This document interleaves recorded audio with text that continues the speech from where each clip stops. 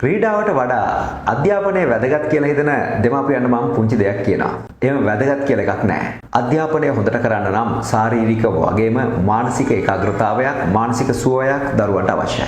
එහෙනම් මම කියනවා ඔබට අධ්‍යාපනයට වඩා අංක 1ට එන්නේ ක්‍රීඩාව. ක්‍රීඩාව කියන්නේ දරුවෝ කැමැත්තෙන් කරන දෙයක්. සෙල්ලම් කරන්න අකමැති දරුවෙක් ඉන්නවා නම් අනිවාර්යයෙන්ම මනෝපදේශනයට අරගෙන එන්න.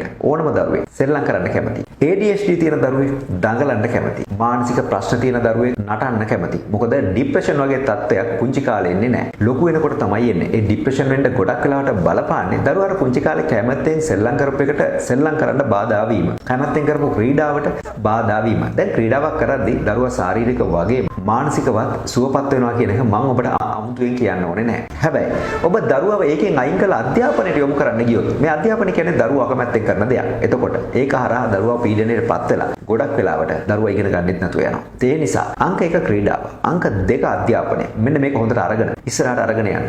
අධ්‍යාපනය කියන්නේ අනිවාර්යයෙන්ම කරන්න ඕන දෙයක්. හැබැයි ක්‍රීඩාව අතහැරලා කරන්න ඕන දෙයක් නෙවෙයි. ඒ නිසා ක්‍රීඩාවට ප්‍රයොරිටි දීලා අධ්‍යාපනය හරියට කරගෙන යන හැටි දරුවට කියලා දෙන්න. දරුවා අනිවාර්යයෙන්ම ජීවිතේ දිනන එක වළක්වන්න ඔබට බෑ.